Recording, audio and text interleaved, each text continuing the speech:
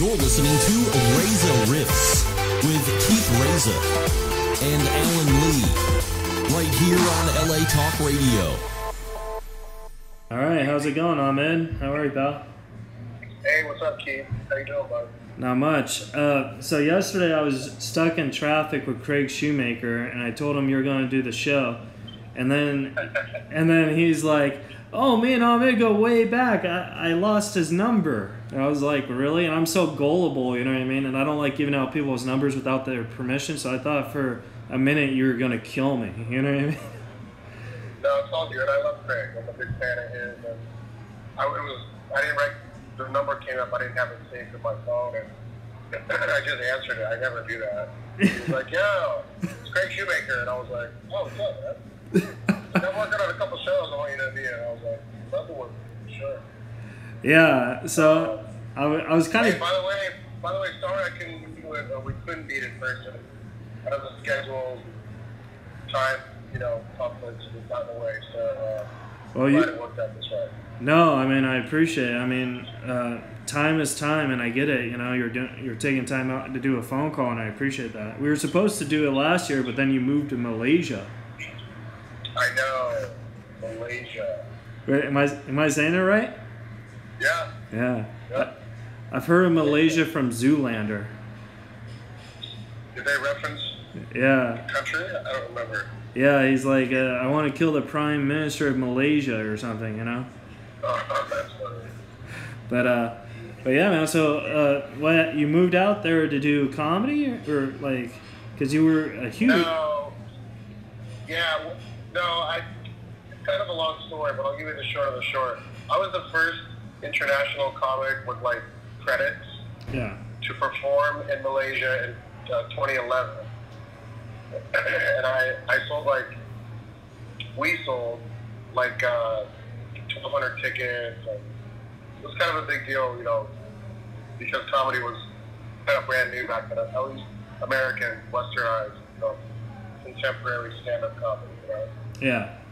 And so, and then after that, I went on and did a bunch of stuff and toured and was on a TV show, directed a documentary, and just was busy for the next 6-7 years. But, since then they had hosted Russell Peters 3 times, Gabriel Iglesias, Jeff Dunham, Margaret Cho, Jimmy Carr, Joe Coy. We just had Kevin Hart last December. And so the company is now going on 10 years old. And I was touring Asia in 2017, and I just kind of reached out to them and said, "Hey, I'll be in Asia. Do you guys want to do something with me?" And they said, "Sure." And we did. I sold about 450 tickets, so my popularity had decreased, which was really interesting because this guy came up to me in Malaysia and said, "Hey, Ahmed Ahmed." I go, "Yeah." He goes, "I'm a big fan." I said, "Thanks." He goes, "You used to be a comedian, right?" Wow. I was like, "No." Okay. So, anyway, while I was there, we were just kind of got to talking, and they asked me what my, future was looking like, and I said, "I'm kind of open to do anything right now. I'm not married, I don't have any kids, I don't own a house." Yeah. My TV show was canceled, my agents dropped me, I just was kind of not having a great time in Hollywood. And they're like, "Why don't you come move here and be a content producer, help us create film and television, IP and shit like that." So I took it. I thought, why not? I've never lived in Asia. I've never tried anything like that. I'll give it a few years, maybe less, maybe more, who knows. Yeah. But so far, so good. I've written a new hour of material. I want to shoot a special in Malaysia later this year, but I wanted to kind of bulletproof it. Right. So I toured it all over Asia, and it works there, but I wanted to make sure it worked in America, because I think if comedy works in the U.S., then it kind of works globally for the most part. Right. So far, so good. I'm about halfway through my tour, and the new hour that I've written is, going over really well. And,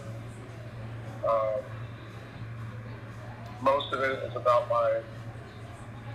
my journey in Asia and living in Malaysia, things like that. So it's a new kind of fresh set of perspectives on from a comedian. Right. And for me specifically. Right. And it's fun. The thing I was going to ask you is, because you've been gone for at least a good solid year straight. You might have been gone for more, but when you came back to do the tour, like, did you feel like, whoa, these crowds are different, or because you've been doing it for so long, I don't think you'd have that fear. But if I did that, I'd be like, whoa, I forgot. I'd forget what it's like to be performing in the United States. You know what I mean? No, I kind of just slipped right back into it. It was just sort of, second nature. Oh, it was old hat, but second nature to me. Being U.S. is where I started. So I not only literally speak the language, but figuratively, use the same kind of dialogue and cadence and intentions and have point of views that people can relate to. And I don't know, I think I've just been doing it so long that I don't try to treat any audience differently. I try to treat everybody the same. Yeah. I did have a woman in Detroit, though, come up to me, a Muslim woman, wearing a hijab over her head. And after my show, she said, Ahmed, I love your comedy. I've been a fan of yours for 10 years. And I want to continue to be a fan. But tonight, your act was too vulgar. Please cut down on the vulgarness. And I looked at her and I was like, no. Nope. She goes, then know your audience.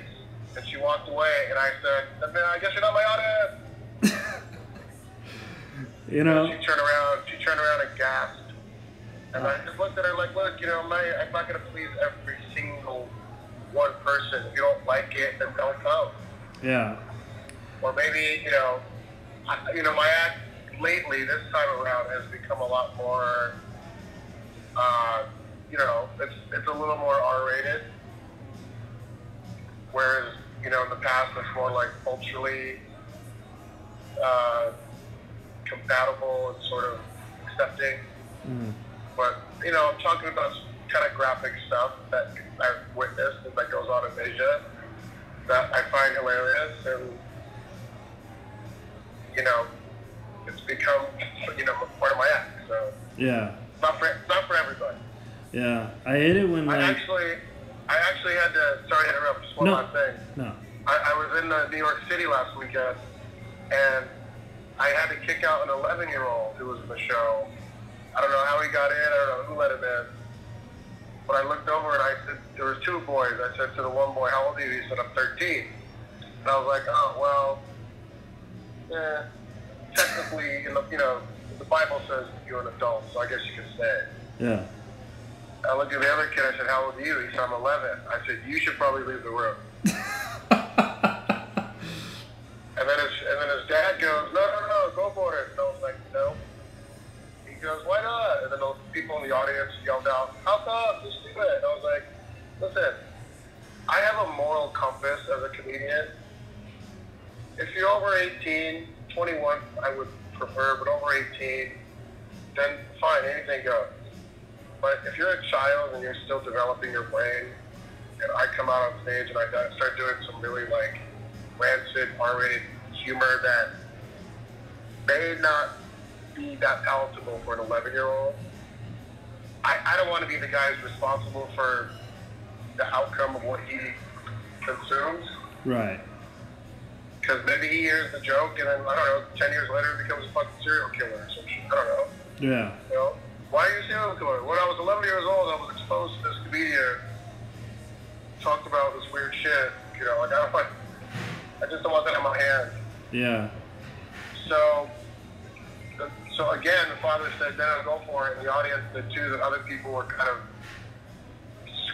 screaming against it. So then it turned into the audience was kind of heckling each other over this thing. Mm-hmm. And I looked at the mom and I said, "Look, I just going to give you a warning. You have a warning. I'm giving you the option to leave. I'm not kicking you out, but you have the option to leave.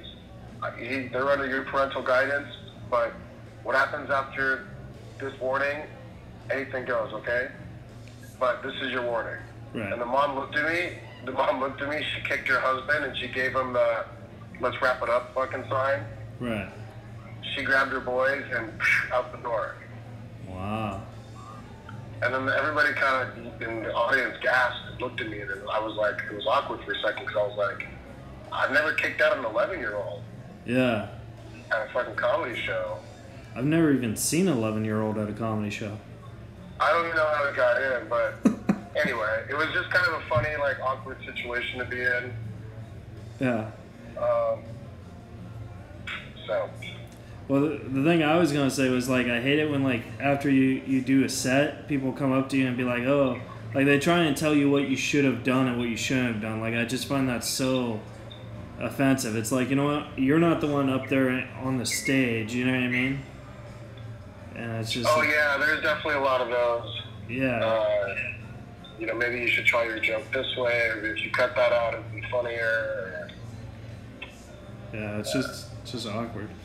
You know, I just tell people, don't tell me what to do. Do you say it like that?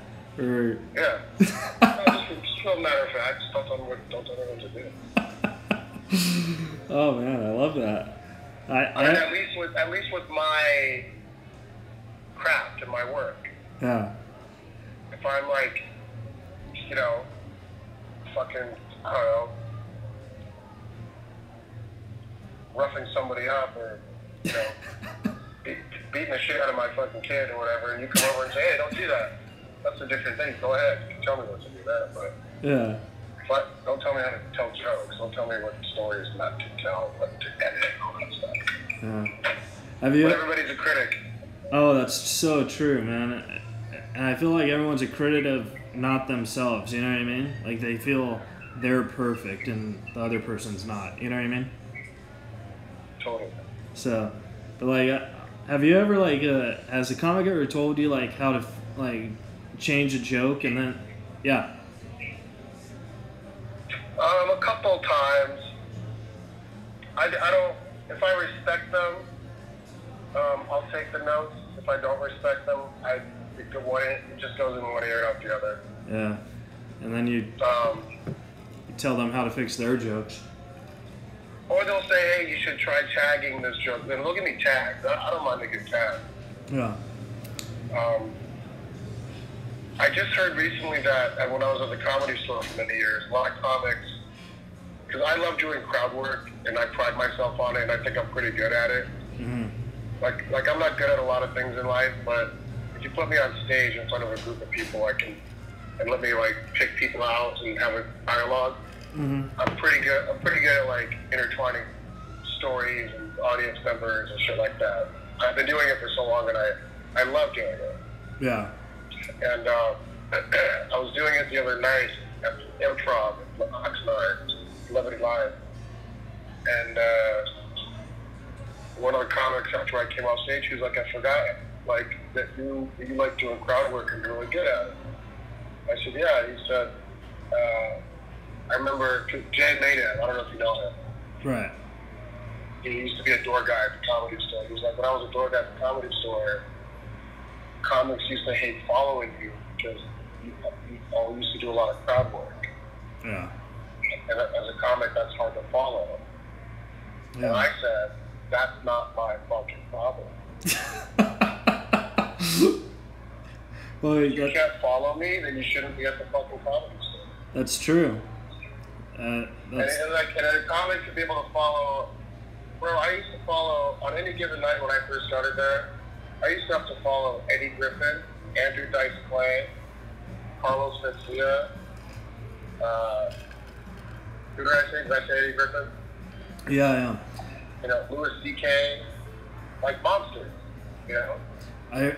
I heard stories about when Eddie Griffin was at the Comedy Store that everyone hated going after him because he would just go up and do 8 hours or something. Well, he also stunk up the room to a point where it was just like,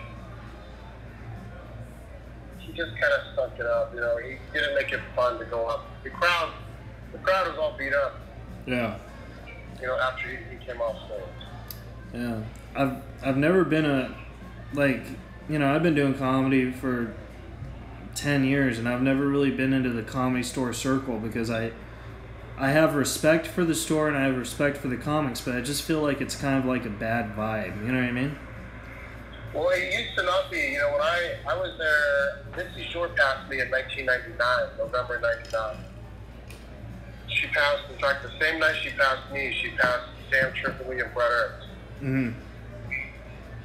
And right before and after that, she had passed like Miles Gibrani and Sebastian Maniscalco and John Caparulo, and the list goes on and on. The class of comics that I came up in were and are extraordinary.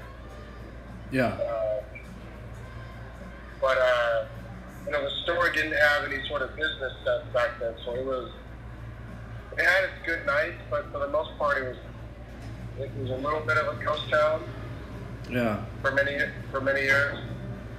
And then some other new wave of comics came in, like the Chris D'Elia, Doug Davidoff, Brian Callen, like those guys kind of, Eric Griffin, Iman Wise.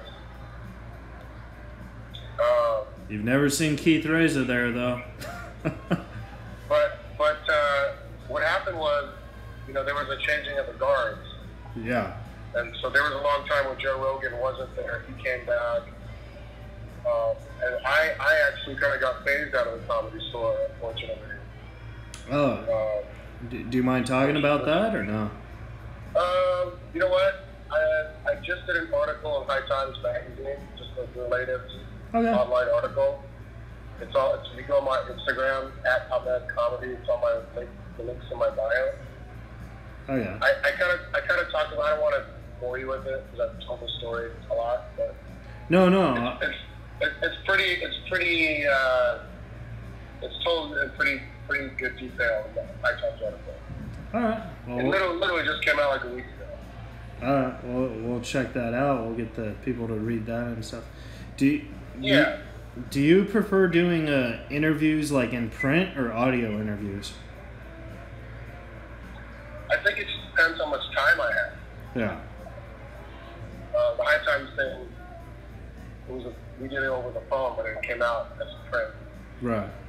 This is always fun. I like live, pre-recorded. Yeah. I like live in your face, but unfortunately I got the gig to open for Craig, so I was like, oh God, Ahmed's gonna kill me, No, man, it's all good. But because I used to be on the road a lot with Norm, and then like that, then I haven't been on the road with Norm for a while, so like I'm trying to find a job, a headliner to take me up. So like whenever someone hits me up, I just gotta take it, Of course. Yeah. Is this pre-recorded or live? Pre-recorded, and then I send it in to the studio on Monday, and then it will air live. So the people listening to it now know it's not live, but you know what I mean? Yeah, of course. Yeah. And I could edit that out, man. But how many listeners do you have? I have 15K listeners. Nice. Oh, thanks, man. Yeah. Fun. And it's always nice when the food and the drinks come in during an interview. Yeah. But no, you were talking about how there was an 11-year-old boy at the show. I remember I interviewed Rich Little. Have you ever heard of Rich Little? Of course. Yeah. Well, he was telling me that there was an 11-year-old at his show, and he was like saying the 11-year-old said he was the funniest guy in the world, and I'm just thinking, this 11-year-old's not really that smart. Like, nothing. Yeah, like nothing against Rich Little, but like he's like 90 years old. You know what I mean? Right. But and then I had a couple questions about Sullivan and Son. That's away. Yeah, I interviewed Steve Byrne, and he told me like the set and the crew was more like. He said that wasn't really like, he didn't consider it like work. He considered it like buddies and a family type of atmosphere. You know what I mean? And yeah. So I just wanted to ask, what happened to Owen Benjamin, man? Like. Well, first of all, the work environment on Sullivan and Son was exactly what you need. It was just so fluid and fun, and everybody got along. It was like people wanted to show up to work. Yeah. And we laughed daily.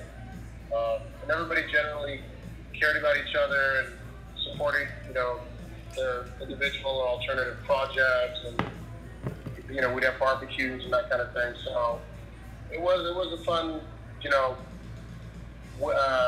window of my life that I cherish. It was a great time. On Benjamin, I don't know, man. No comment. Yeah. We kind of lost touch after the show. He got married, had a kid, moved up to upstate New York. Lives in the woods, I think, somewhere near Syracuse, near Syracuse, and he does YouTube podcast video, with a bare head, a fire next to a fire with his organ, and he politically rants and conspiracy theory, and look, to each his own. I'm not going to judge him because people might look at me and go, "I'm not that stuff is crazy," and I'm sure people have said that and do say that, but when I don't know. I mean, I think God bless him. I wish him well, man. He's a smart motherfucker, and I think he'll hopefully find his lane. I think maybe he has, and I'm missing it. But I think right now he's kind of just exploring different avenues of how to express his thoughts and feelings. And right now it's for me a little out there. Right. I don't pay attention to it much because it just got to be a little too much. Yeah. But so I just stopped following him on social media and that kind of thing. But I did watch a documentary that somebody made about him called "Smarter Than the Average Bear." Have you seen it? Yeah, I've heard of it. Yeah. It's fascinating. This person or these people dissected Owen's life in such a weird way.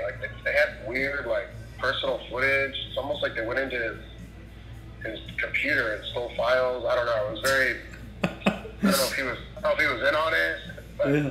it's about an hour and 40 minutes, and it's entertaining to say the least. But it's also a bit. I don't want to use the word disturbing, but it's just. I used to work with this guy at a sitcom, and then he went to becoming one of the most hated and misunderstood comedians out there within the course of a year. Yeah. So I don't know. I wish him well, man. I think he's, like I said, a smart guy, and maybe he can turn it around. I think he kind of pulled a little bit of a Charlie Sheen. The tiger blood. You remember? No, the bear unbearable. Yeah, the bear blood. Where's Baby Bear? All that shit's gotta go. I love you, Owen. If you're listening, I love you, but come on. Yeah. Do you remember when Charlie Sheen tried stand-up?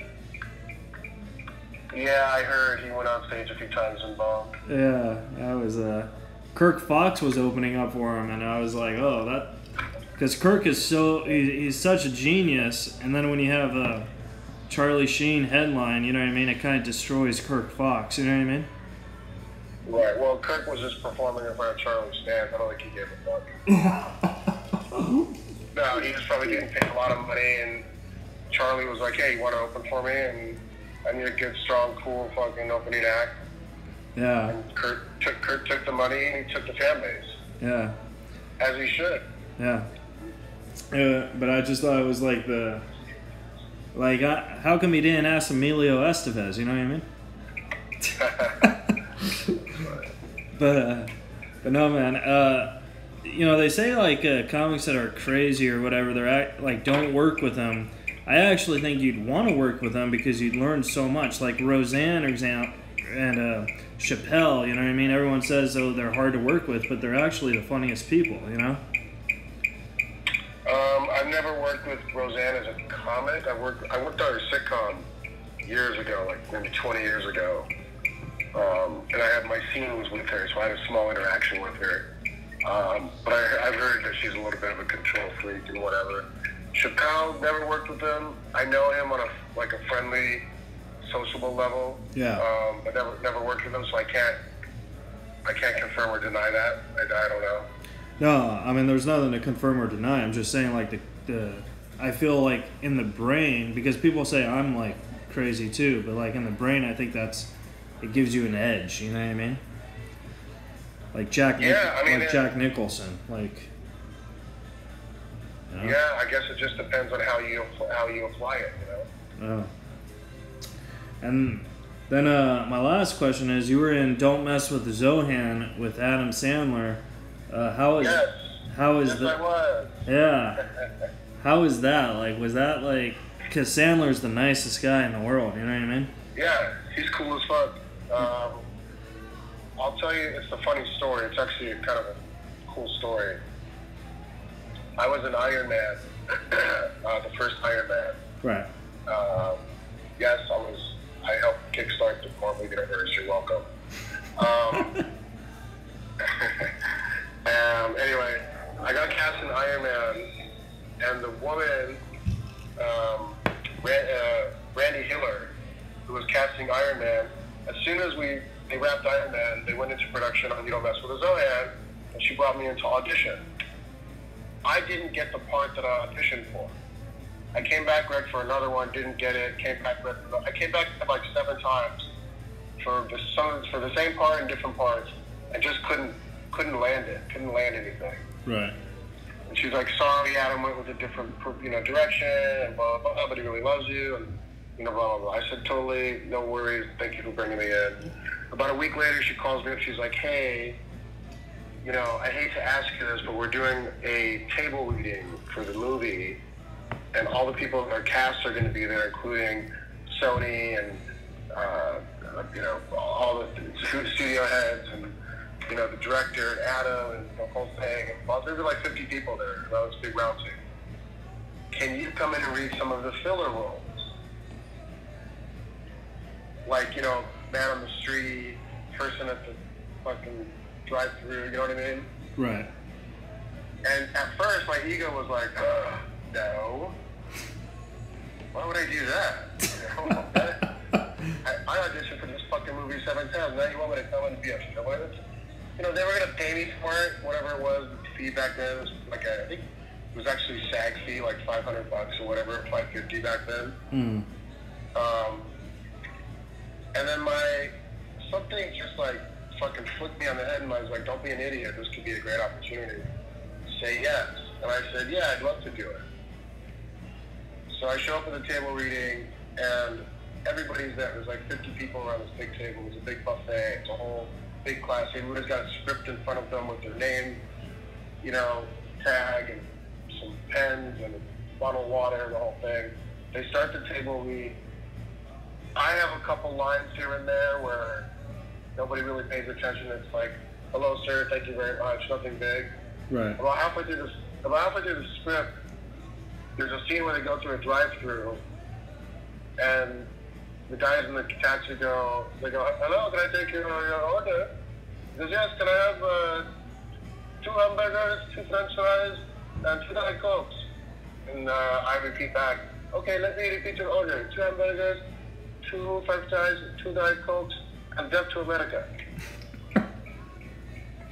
And that was the line in the script, but I just kind of threw it away like really loose. Right. And the whole room fucking erupted. And I got a pause break. Yeah. Like people were clapping and laughing. Yeah. Sandler looks over, like past all the people. He's at the end of the table. He kind of peeks, leans in and kind of looks down at the end of the table and looks at me, and I look back and I kind of just waved at him like, yeah, that was me. I said that line. And then that was it. Wow. After the table read, I went up to him. I said, hey, thanks so much, man. That was a lot of fun. Best of luck on the film. And he goes, yeah, I'll see you on set. Whoa. So he casted you. And then I got the call the next day from Randy Hiller. Hey, Adam really liked what you did at the table read. He wants you to play the part that you originally auditioned for. Oh. That's awesome, man. So that's, you never know how things work out in life. You just kind of, sometimes you got to eat a little crow, in the beginning, just to get your foot in the door or be around the right people. A lot of it's just osmosis. Had I said no thank you, I'm not better than that, I wouldn't have been in the room with that said. Right. And I got to work on the movie for 6 weeks. He's super fucking nice. He plays basketball. We had night shoots, so we played basketball. We were shooting on the Warner Brothers lot. We played basketball at midnight every night. Me, John Turturro, Rob Schneider, Nick Schwartzen, Sandler. If you didn't have shoes, he'd tell you to go in the costume trailer and go get some shorts and some high tops. Yeah. And he was super nice. I got invited to a couple of golf tournament things he did, which I wasn't available for. And then we just kind of lost touch after that. But probably one of the best movie experiences I've ever had. It was also about a topic that was a little taboo to tackle in a comedy at the time, about the Arab-Jewish, conflict. Right. The funny thing was, and the smart thing was, he was intelligent in the way that, and some people loved the movie, some people thought it was corny and whatever, but it made a lot of money. And he didn't ever mention the word Muslim or Islam. Right. So he carved religion out of it. And so it just kept it Arab, even though Judaism is religion, he kept it was a smart move to keep the Islamic thing out. Well, we're running out of time, but I wanted to tell you one quick story, which I don't know if this is true, but this is just what this guy told me, because how people just, when you have a conversation with someone, they just say something to say it, you know what I mean? Mm-hmm. So I was doing my taxes a couple weeks ago, and I was like, oh yeah, I do stand-up comedy, and then my tax guy's like, oh, do you have a podcast? I was like, yeah, I have a podcast. He's like, who do you have on it? I was like, oh, I did a couple name drops, and he's like, who do you have coming up on it? I was like, oh, I have Ahmed Ahmed, because at the time you were the only one who's confirmed. And then he's like, I do his taxes too. And I was like, oh. Who? Yeah, his name's Refrat. I don't know. I think he just said it to say it, but I was like, huh. No, he doesn't do my taxes. I might know him, but he don't do my taxes. Okay, well, hey, at least, but you know what I mean? At least he made it funny, man. And then That's funny. Craig Shoemaker, the Love Master, just walked in, so we gotta wrap this up. What's up, Craig? That's Ahmed Ahmed. Hey, brother. Hey, brother. How are you, man? Good to talk to you last night. Yeah. Are you in Ontario? Oh, no, you're in Huntington tonight. Yeah, he's at the Rec Room tonight. Oh, we're in competition. As we speak, yeah. Right. That's a great club, man. Yeah, it's fun, man. Ahmed, where can the folks at home follow you real fast? I'm on tour around the U.S. With my Oriental Pharaoh new material comedy tour through third week of June. Houston is my last date. But I'm in Vegas, I'm in Florida, I'm in Nashville, Tennessee, San Diego, Northern California. AhmedAhmed.com. Just go to my schedule link and you'll find all the info. All right. Well, thanks, Ahmed. I appreciate your time, pal. It means a lot to me, man. Yeah, my... You're listening to Reza Riffs with Keith Reza and Alan Lee, right here on LA Talk Radio.